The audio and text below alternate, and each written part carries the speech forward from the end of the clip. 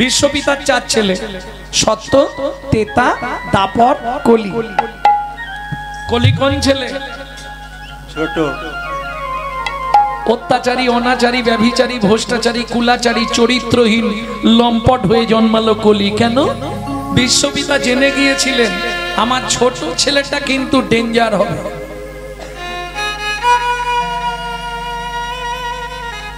ছোট ছেলেটা আমার ডেঞ্জার হবে। কেন?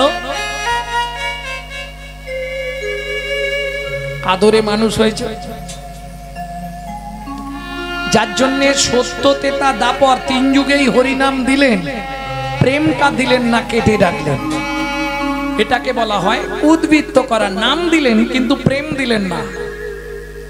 এইবার বলি, আপনাদের এদিকে কাজ বাড়িতে মাল যদি বেশি হয়ে যায় কোথায় রাখে? ইংলিশে বলা হয় স্টোর রুম, গ্রাম্য ভাষায় বাংলায় বলা হয় ভাড়ার ঘর, নাকি? তাহলে চলুন এক নিমিষে দেখে নি চৈতন্য মহাপ্রভুর ভাড়ার ঘরটা কোথায় ছিল। ছিল গোলকে, এলো এলোকে, ছিল গোলকে, এলো এলোকে। ও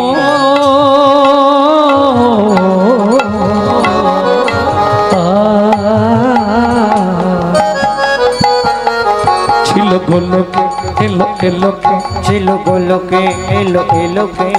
পেলো গো লোকে নাম, পেলো গো হরি নাম, পেলো গো মধুর নাম। ছিল গোলকে, এলো এলোকে, ছিল গোলকে, এলো এলোকে। গোলকের গোপন প্রেম,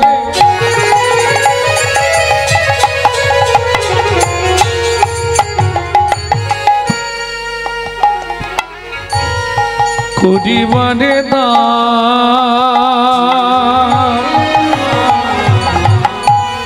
ব্রজ ছেড়ে নদিয়ায় এলো গৌর ভগবান।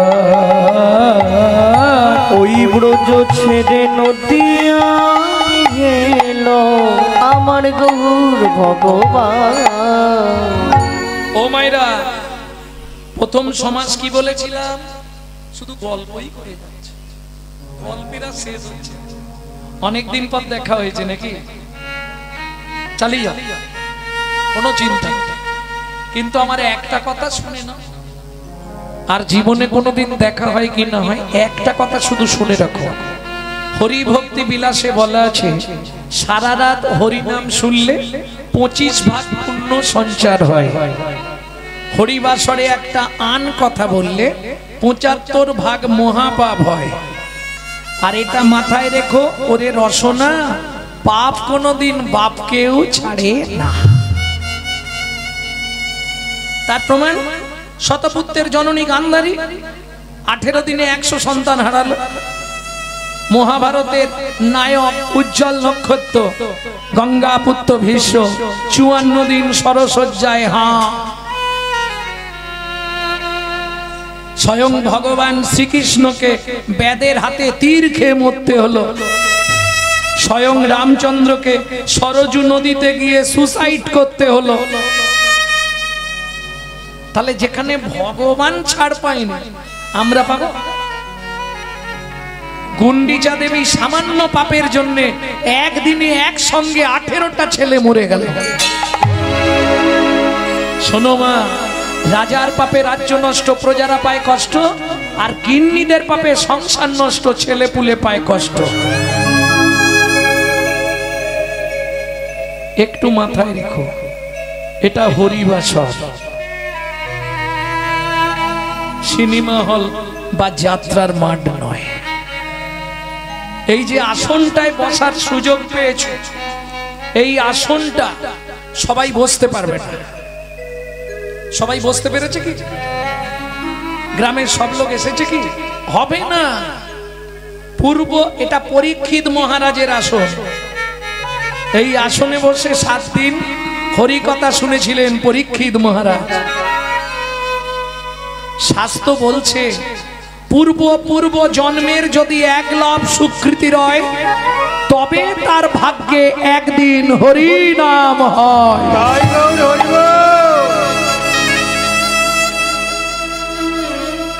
আস্তে। তাহলে উদ্ভিত্বাং একটা সমাজ কমপ্লিট করলাম।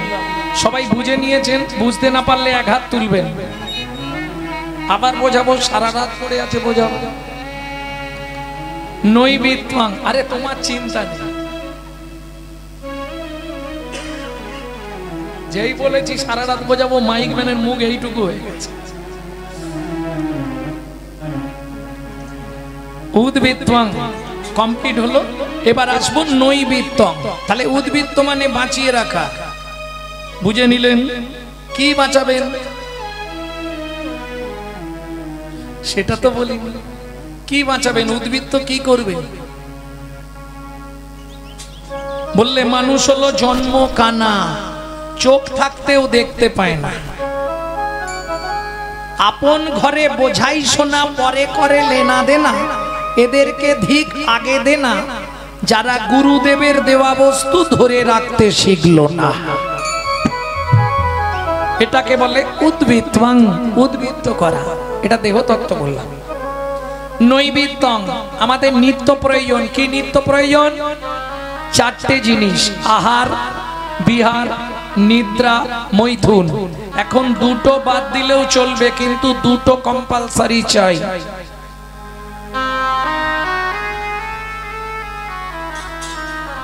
আরে গল্প যদি করবে, হাত জোড়ো করছি, ঘর চলে যাও না, কোনো অসুবিধে নেই। শুধু শুধু মন ভালো নয় তীর্থ করে আর মিছামিছি খেতে মরে। এটা হোমিওপ্যাথি দিচ্ছি, এরপর ফরিডল দিয়ে দেবো। ও সবাই জানে, যারা আমার ইউটিউব শোনে, আমার চাঁচা ছোলা কথা।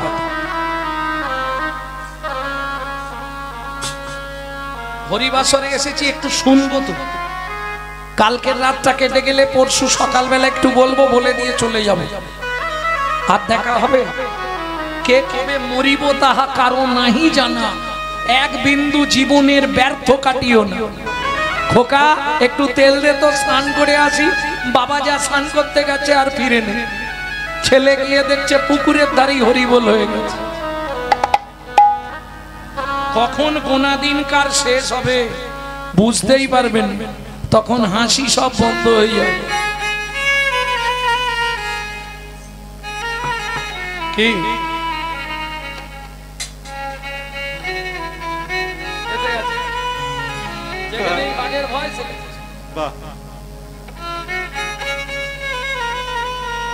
হরি তোমার মানস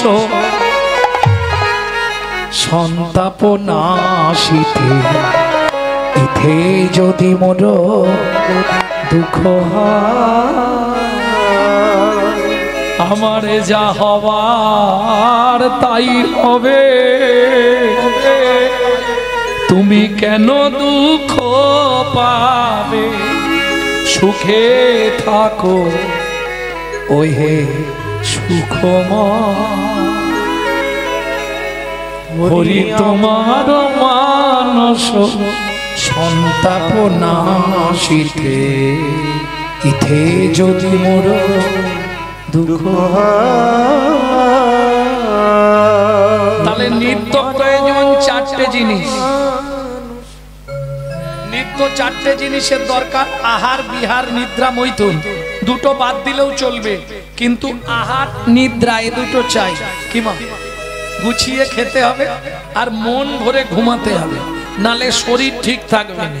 এইবার বলি, আমরা যে খাদ্য খাবারগুলো খাই, আস্তে আস্তে, কারো খাওয়া নিয়ে আমি কিছু বলবো না। তবে মানুষ, তুমি তোমার দাঁত দেখে খেও।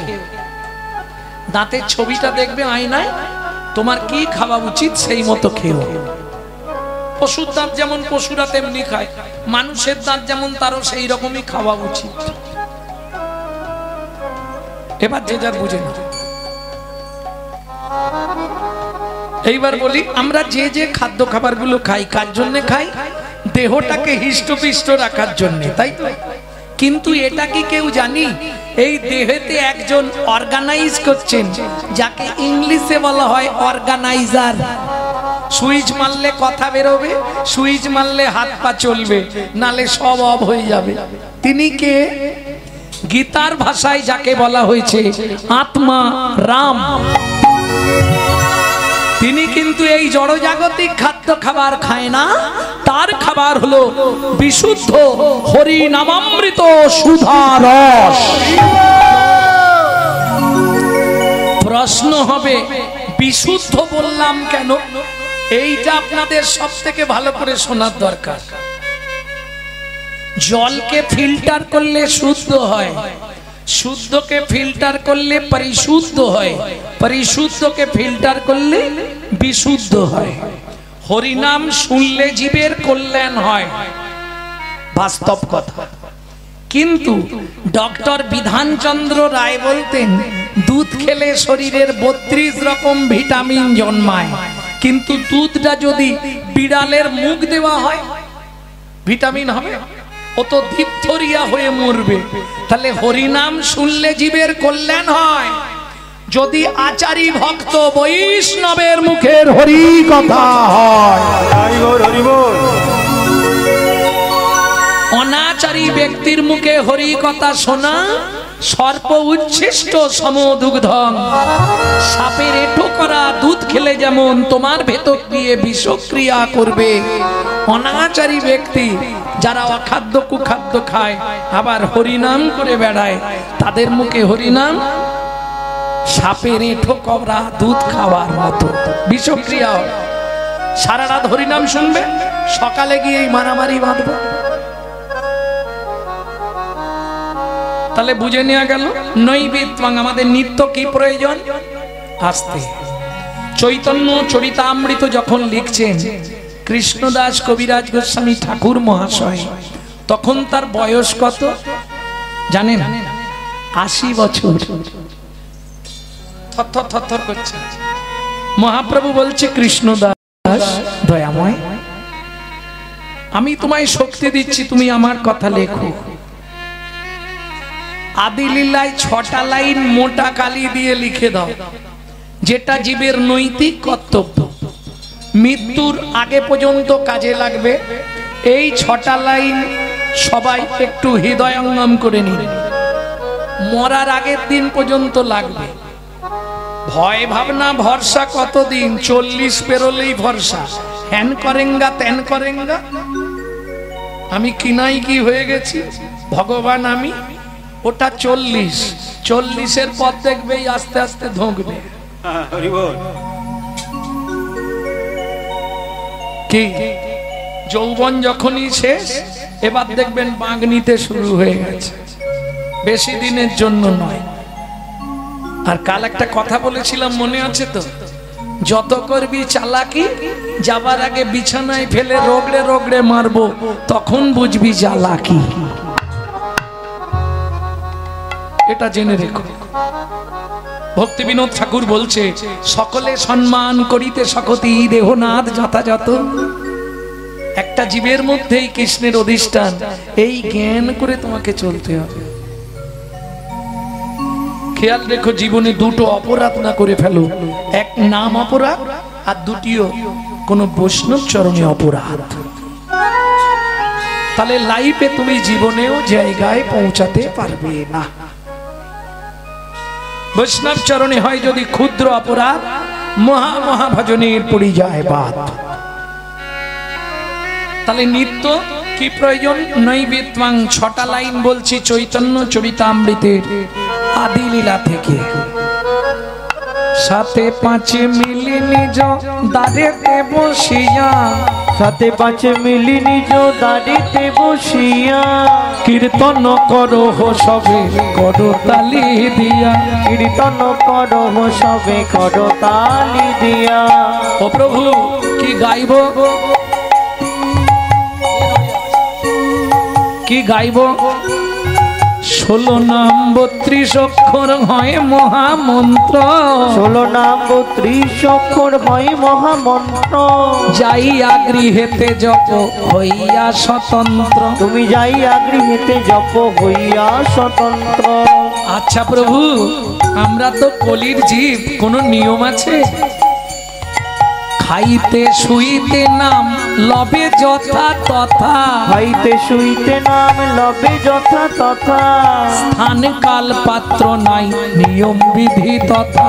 স্থান কাল পাত্র নাই নিয়ম বিধি তথা। ও মায়েরা, সব কথা তো মুখে বলে বোঝানো যাবে না, কিছু আকার ইঙ্গিতে দেখিয়ে দিচ্ছি, বুঝে নেবে না।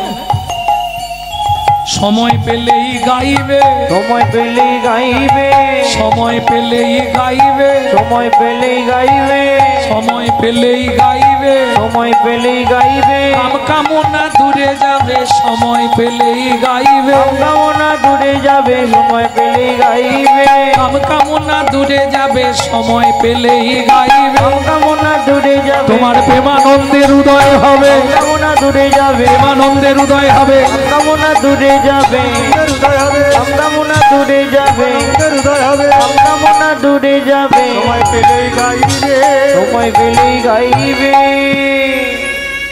তাহলে নৈবিত্তং ক্লিয়ার হলো, নিত্য প্রয়োজন। আমি বলছি না তো, জোরে জোরে গাইতে হবে, যখনই সময় পাবেন নিজেকে তো ঠিক থাকতে হবে, শুধু গুনগুন গুনগুন করে কৃষ্ণ নাম করে যাবে, বললে হয়তো তাজ্জাব হয়ে যাবেন। আমার মা, যার প্রেসক্রিপশনে লেখা ছিল 60 দিন বাঁচবে, লিভার ক্যান্সার, 22 বছর বেঁচে ছিলেন। কি করতেন? প্রত্যেক দিন 1 লক্ষ করে হরিনাম জপ করতেন। নামের দাহিকা শক্তি আছে, এটা আপনি 1 মাস করলে নিজে নিজেই বুঝে যাবেন। যখনই সময় পাবেন গুনগুন গুনগুন করে করবে, কাউকে বলার দরকার নেই। এইবার আসবো বিত্বাং। বৃত্তি মানে কর্ম বা কর্তব্য। কোন কর্তব্য করলে পরজন্মে আবার মানুষ হয়ে জন্মাতে পারবো, নাকি না চাই না? কি গো, কিন্তু বাবারা বলছে চাই, মায়েরা কি বলে দেখি, কি চাইবো ভগবানের কাছে? পরে জন্মে যেন বড় লোক বাড়ির বউ হতে পারি, নাকি চাইবো না? তাহলে কি চাইবো? আবার যদি আসি দয়া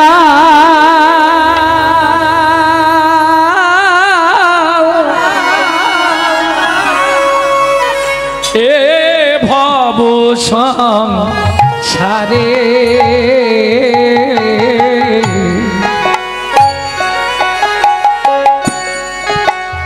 আবার যদি আসি দয়া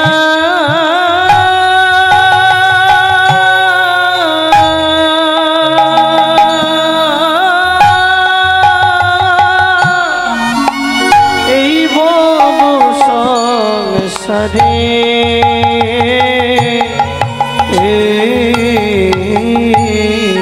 কি চাইবো? একজন কৃষ্ণ ভক্ত মায়ের গর্ভে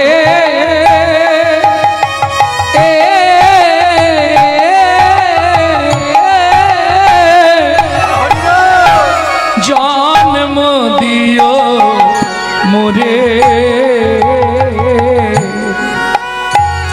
একজন কৃষ্ণ ভক্ত মায়ের গর্ভে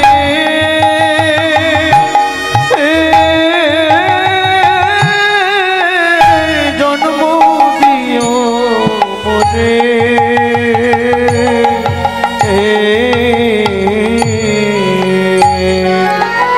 আমি মুচি হইয়া সুচি হব, আমি মুচি হইয়া সুচি গব, গাইব তোমার না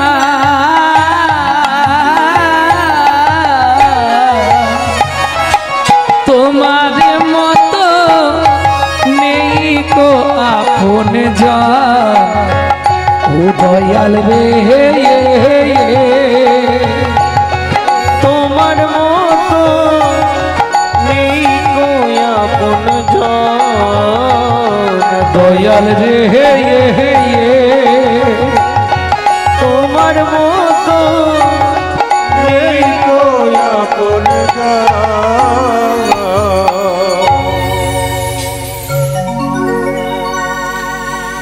জীবনের চরম চাওয়া হলো এইটাই।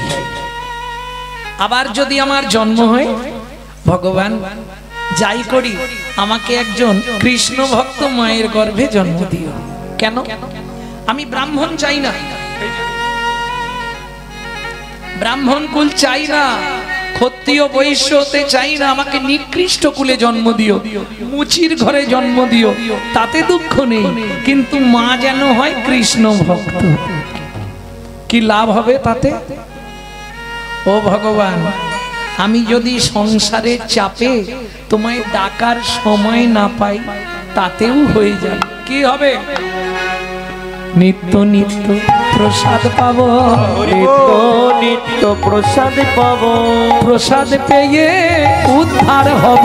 নিত্য নিত্য প্রসাদ পাবো, প্রসাদ পেলে উদ্ধার হব। আমার মানব জনম ধন্য হবে, প্রসাদ পেলে উদ্ধার হব। মানব জনম ধন্য হবে, আমি প্রসাদ পেলে উদ্ধার হব। নিত্য নিত্য প্রসাদ পাবো। ভক্তমণ্ডলী, ভক্তিমতী মায়েরা, তাহলে কিং কর্তব্য বিমূঢ়, আমি যে মানুষ হয়ে জন্মালাম, কি করা উচিত? আমি বলছি না যে আপনি মালা তিলক করে রাস্তায় রাস্তায় ঘুরুন, পারবেন না। কেন? হিন্দু ধর্মের চরম শত্রু হচ্ছে হিন্দুরা নিজেরা, যার জন্য আজকে হিন্দু ধর্মটা শেষ হতে বসেছে। দেখুন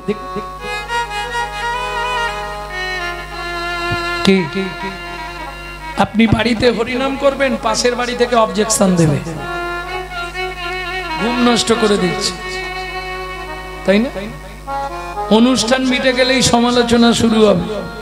ওরা কি কমিটিতে এমনি আছে? কত টাকা ইনকাম জানিস? এ হবে।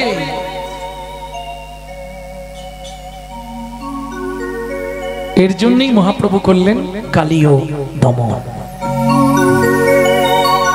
কলিতে কালিও না কারা, সাকট সুকট কুকড়া, তিनको যা দেখ তিनको নিশানা মিলেগা, জহি রইতি হে ঠিক। এখন আপনাদের এই ডিহিকায় এসে যদি বলি কে খারাপ লোক আছেন, সঙ্গে সঙ্গে আমাকে মারবে, খুব মারবে। এখানে সব ভালো লোক, কেউ নেই। তাহলে খারাপ লোক কোথায় পাবো? বললে তিनको নিশানা মিলেগা, জহি রইতি হে ঠিক। ঠেকের ধারে গেলে খারাপ লোক পাবো। ঠেক মানে বোঝেন তো? ভদ্রলোক যায়, অভদ্র হয়ে বেরিয়ে চলে আসে। হ্যাঁ, যখন ঢুকলো কি ভদ্র, হাতে অ্যাটাচি, ডান হাতে ঘড়ি, বাবা, তারপরেই যখন বেরোচ্ছে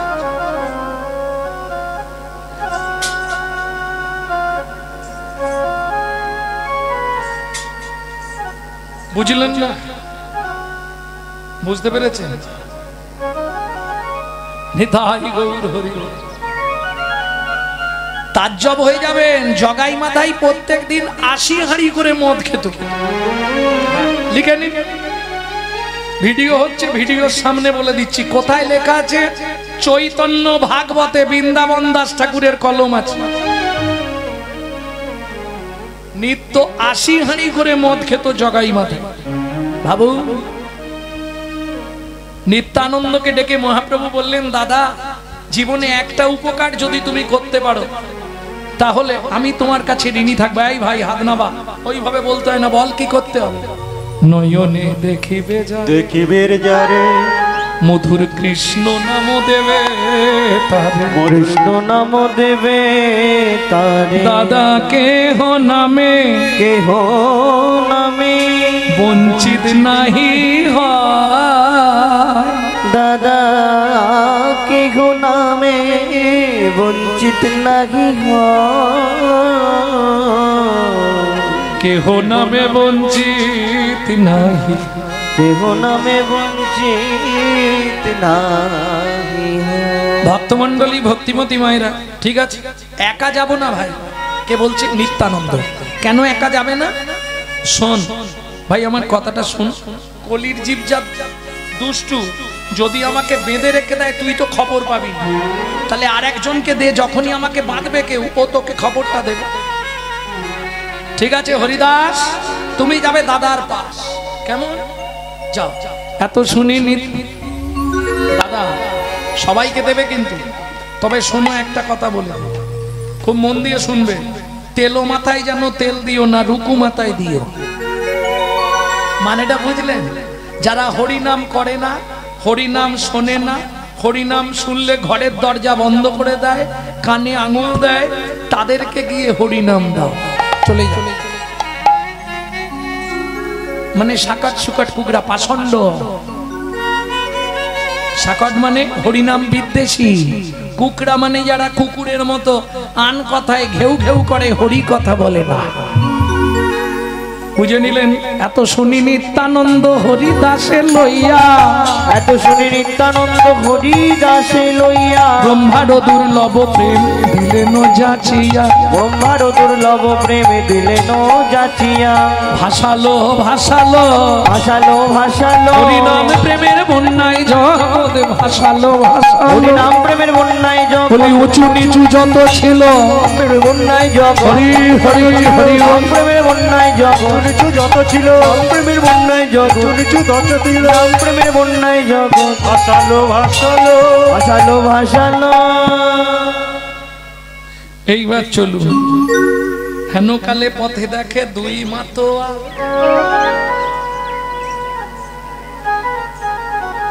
মাধাই বাবাজি তোরা যে নেশা করিস, কতক্ষণ নেশা থাকে বাবাজি? সন্ধে পর্যন্ত গলা ভর্তি করে খেয়ে শুয়ে পড়ি, সকালে উঠে দেখি আর কিচ্ছু নেই। ও মাধাই, আমার কাছে একটা সুরা আছে, খাবি? কি হবে? একবার খেলে জনম জনম নেশা থাকবে। জগাই দাদা বাবাজি কি বলছে শোন, একবার খেলে সারা জনম জনম নেশা হয়ে যাবে। সত্যি বলছিস? বলছে তো। তবে চ চ খাই চ। বাবাজি তাহলে দাও। মাধাই আমি কিন্তু দেবো সুরা, সুরা, সুরা। সু মানে ভালো ভালো, রা মানে দেখেছো ছেলেটা বসে আছে, একটা রা ফোটে। রা মানে কথা। পৃথিবীতে ভালো কথা কি? কৃষ্ণ কথাই কথা, বাকি যত কথা আছে ব্যথা আর বৃথা। বুঝে নিলেন? মাধাই বলছে বাবাজি তাহলে দেরি করো না, দিয়ে দাও। বলে মাধাই আমার সুরা তো ওইভাবে খাওয়া যাবে না, তবে মাধাই স্নান করে আয় গঙ্গা জলে, সুরা দিব তোর কর্ণমূলে। মাথায় স্নান করে আয় গঙ্গা জলে, সোডা দেব তোর কর্ণমূলে। আমার এই সোডা, আমার এই সোডা,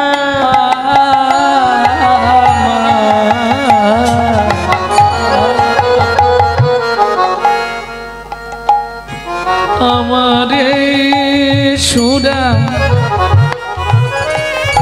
একবার খেলে ভব ব্যাধি যাবে চলে। স্নান করে আয় গঙ্গা জলে, সুরা দিব তোর কর্ণমূলে। মাথায় স্নান করে আয় গঙ্গা জলে। এই মার বাবাজিকে মার। আরে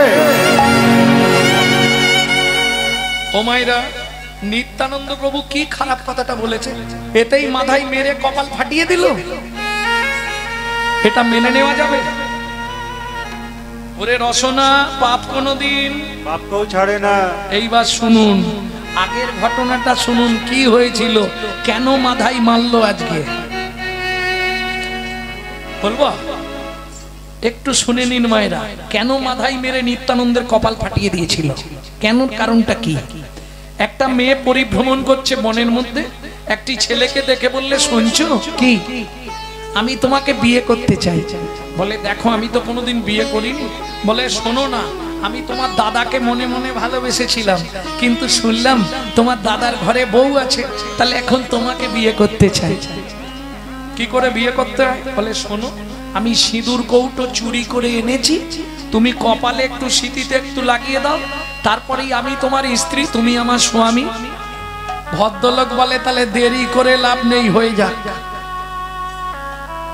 ভদ্র মহিলা মনে মনে খুব খুশি, তাহলে বিয়ে করবা। ভালো ছেলে দেখলে অনেকেরই ইচ্ছা জাগে, ভালো মেয়ে দেখলে যেমন অনেকের ইচ্ছা। তো বেশ তুমি এক কাজ করো, চোখটা বন্ধ করে দাঁড়াও, আমি সিঁদুরটা লাগিয়ে দিই। ভদ্র মহিলা চোখ বন্ধ করে দাঁড়ালো। ভদ্রলোক নিজের পিঠে হাত দিল। কেন? তখনকার দিনের অস্ত্র ছিল তীর আর ধনুক। যারা তীর ধনুক ব্যবহার করতেন তাদের পিঠে একটা করে তুন থাকতো, তুন, যার মধ্যে তীরগুলো রাখা হয়। ওই তুন থেকে একটা তীর টেনেছে, ভদ্র মহিলার নাকটা ধরেছে। এই নাকে হাত দিচ্ছ কেন? বলে ব্যালেন্স পাচ্ছি নি, সিঁদুরটা পরাবো তো। নাকটা চেপে ধরে তীরের ফালা দিয়ে ঘেঁচ করে নাকটা কেটে মাটিতে, ছটছট করে রক্ত পড়ছে। দাদা বাঁচাও, দাদা বাঁচাও, দাদা বাঁচাও। রাবণ বেরিয়ে এলো, শূর্পণখাকে তোর নাক কেটে দিয়েছে। দাদা লক্ষণ আমার নাক কেটে দিয়েছে, তুই কাঁদবি না বো। তোর নাক কেটে যেমন রক্ত ঝরিয়েছে, কোনো না কোনো জন্মে ওর আমি কপাল ফাটিয়ে রক্ত ঝরাবোই ঝরাবো। ওরে রসনা, পাপ কোনদিন বাপ কেউ ছাড়ে না।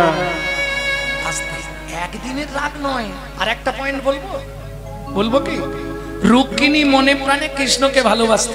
রুক্মিণী, এখন রুক্মিণীর দাদা রুগ্মী শিশুপালের সঙ্গে রুক্মিণীর বিয়ে দিয়ে দিচ্ছে।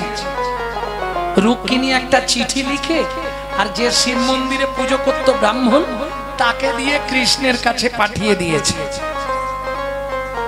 চালের ভেতর চিঠি লিখে দিয়ে দিয়েছে। ব্রাহ্মণ চাল ঢালতে গিয়ে দেখে চিঠি, রুক্মিণী লিখছে কৃষ্ণকে। তাহলে কৃষ্ণের কাছে চিঠিটা পৌঁছাতে হবে। কাকে দেওয়া যায়? এক কাজ করি, নারদ মুনির হাতে দিয়ে দিই। ও নারদ, বলো তুমি কি কৃষ্ণের কাছে যাচ্ছ? বলে হ্যাঁ। বলে এই চিঠিটা একটু পড়ি। যাও। নারদ চিঠিটা নিয়ে কৃষ্ণের কাছে আসছে। চিঠি কি লিখেছে রুক্মিণী বলবো দুলাই? বন্ধু তোমায় চিঠি লিখে, চিঠি লিখে আমার নয়নের জলে যেথা থাকো সেথায় থাকো, থাকো কুশলে বন্ধু, থাকো কুশলে।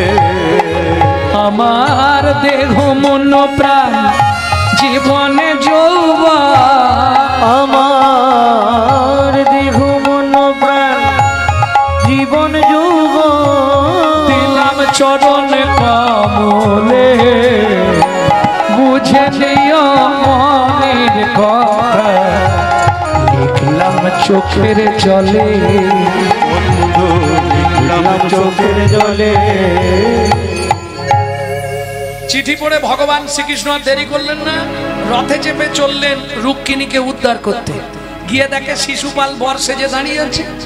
ভগবান কৃষ্ণ কতগুলো বিদ্যা জানতো জানেন? 64টা বিদ্যা জানতো। তার মধ্যে মারামারিতে সব থেকে এক্সপার্ট ছিল। হ্যাঁ, নালে যখন বকাসুরকে বধ করলো, ও বক খাবি আয়, ও বক খাবি আয়, বক জানে খাবার দেবে, একবারে হাঁ এত বড় করেছে। ভগবান পাটা আস্তে আস্তে নিয়ে গিয়ে তলার ঠোঁটটা পা দিয়ে চিপে দিয়ে আর এই ঠোঁটটাকে 2 হাত দিয়ে ধরেছে। এবার যোগমায়াকে বললেন, মা গো আমায় বড় করে দাও। যত কৃষ্ণ বড় হচ্ছে তত বকের ঠোঁটটা ছিঁড়ে যাচ্ছে। ব্যাস, বক মরে গেল। বকাসুর বধ হলো। হ্যাঁ, 64টা বিদ্যা যে মারামারিতে ওস্তাদ ছিল। রথের ওপর থেকে শিশুপালের পিঠের চালে লাথি মারলো, মুখ থুবড়ে পড়ে গেল। শিশুপাল কে জানেন? কৃষ্ণের নিজের পিস্তত ভাই।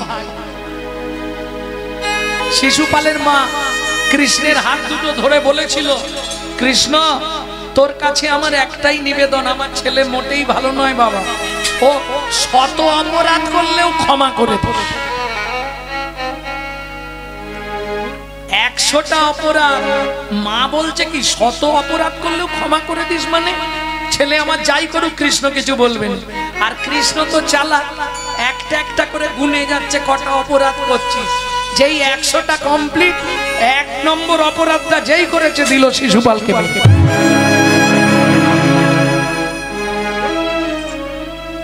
পিসিমা হাতে ধরে বলেছে কথা রাখতে হবে, শত অপরাধ করলেও ক্ষমা করবি। পিসিমা তো অত ঘরে যায়নি যে শত মানে 100, কৃষ্ণ কিন্তু গুনছে 101 হলেই মানবে। পিঠের চালে গিয়ে লাথি মারলো, শিশুপাল মুখ থুবড়ে পড়ে গেল। তুলে এমন বেধারক মেরেছিল শিশুপাল, শুধু মেরেছে নয়, রথের চাকায় শিশুপালকে বেঁধেছে। রুক্মিণীকে তুলে নিয়ে কৃষ্ণ ফিরে আসছে। চলুন, কৃষ্ণের দাদার নাম বলরাম। সুবল কানাই কোথায়? বলে মারামারি করতে গেছে। ব্যাস, কৃষ্ণ কোথাও গেছে শুনলে বলাই দাদার মাথা গরম হয়ে যাবে। কৃষ্ণ ছাড়া দাদা থাকতে পারে না। বলাই দাদার অস্ত্র কি জানেন তো? যেটা দিয়ে চাষ হয়, নাঙল। একবারে নাঙলের ফালায় শান দিয়ে নিয়ে যায়। আবার যাওয়ার ভাবটা শুনবে, বলবো দুলাই।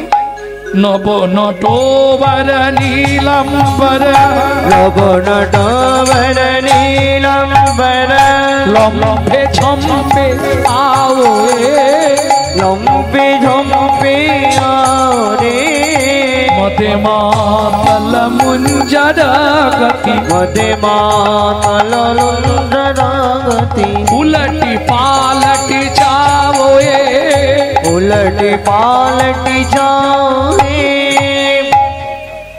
এটা আপনারা জানেন না, বলাই দাদাকে কিন্তু কৃষ্ণের থেকেও দেখতে সুন্দর। যেমন সাদা দুধের মতো ফর্সা, তেমনি লম্বা, তেমনি চওড়া বলাই দাদা, একদম প্রকাণ্ড চেহারা। কিন্তু এই একটা জায়গায় ভগবান মেরে দিয়েছে, কি কথা বললেই আটকে যাবে। যেই দেখেছে কৃষ্ণ রথে করে ফিরছে, কাকা কাকা কাকা কাকা কাকা আনাই, তোদলা তো বলাই দাদা। তোদলার পিছনেও কারণ আছে, সব কারণ বলতে গেলে তাহলে রাত্রি হয়ে যাবে। ভগবান তো ননি চুরি করে খেত, বলাই দাদাকে নিত না। সেই আগে বলাই দাদা বাড়িতে যত গুড় থাকতো চুরি করে খেয়ে নিত। আর বাচ্চাদের গুড় খাওয়ালে বেশি দিন নয়, 6 মাস গুড় খাওয়ান, 7 মাসে গিয়ে তোদলা হয়ে যাবে, একদম গ্যারেন্টি। বাচ্চারা গুড় খেলেই তোদলা হবে। 6 মাস কন্টিনিউ গুড় খাই দিন, তারপরে মার বলতাম এখন বলাই দাদা যাচ্ছে আর কৃষ্ণ পিছছে, কাকা কাকা কাকা আনাই, থামা। কৃষ্ণ রথ থামিয়ে দিল, গলায় কাপড় দিয়ে বলছে, দাদা আমার অন্যায় হয়ে গেছে, আমি তোমাকে না জানিয়ে রুক্মিণীকে উদ্ধার করতে গেছিলাম, নেবে এসে কথা বল। কৃষ্ণ নেবে এলেন, দাদা আমার অন্যায় হয়েছে। হ্যাঁ রে আনাই, অতের একাই কাকে বেঁধেছিস? বলে ওই তো শিশুপাল আমার রুক্মিণীকে নিয়ে পালাচ্ছিল, খুলে নিয়ে।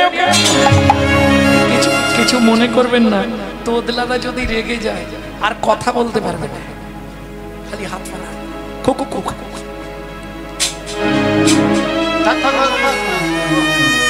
ওরা আর বেরোবে না, বন্ধ হয়ে যাবে। শিশুপালকে খুলে নিয়ে এলো, ভালো করে মাথাটা ভিজিয়ে নাঙলের ফালা দিয়ে খেরাস খেরাস করে টানছে। প্রতিজ্ঞা করলো, শোনো বলাই দাদা, আজকে রাস্তার মাঝখানে তুমি আমার রক্ত ঝরালে, আগত জন্মে আমিও পথের মাঝখানে তোমার রক্ত দেখবো দেখবো দেখবো। এইবার চলুন সংলাপটা বলি, যদি মনে রাখতে পারেন খুবই ভালো। সত্যযুগে যারা শ্রী বিষ্ণু নারায়ণের দ্বারপাল ছিল, জয় বিজয়, ব্রহ্মার 4 ছেলে, সনক সনাতন সনত সনত কুমার, এই 4 জনের অভিশাপে তারা মর্তের মাটিতে সত্যযুগেই দ্বিতীয়বার জন্মালো হিরণ্যাক্ষ হিরণ্যকশিপু। তারাই ত্রেতা যুগে 2 জন, রাবণ কুম্ভকর্ণ। তারাই তারপরে 2 জন, শিশুপাল দন্তবক্ষ। তারাই কলিতে 2 ভাই, জগাই মাধয়। বুঝে নেওয়া গেল? যার জন্য নিত্যানন্দ প্রভু বলছে, মাধাই মেরেছিস তো কি হয়েছে, একবার হরি বল বল। মাধাই রে মাধাই রে, ও তোর ভাবনা কি আর আছে, আছে হরি বল বলে বলে বাহু তুলে আই নেচে নেচে। মাধাই রে, দেখ দেখ মেরেছিস কলসির কানা, তাই বলে কি প্রেম দেব না, দেব না না হয় নেশার ঝুঁকে মাথায় রে ছেলে কি মারিলে মাথায় বাপেতে পাবল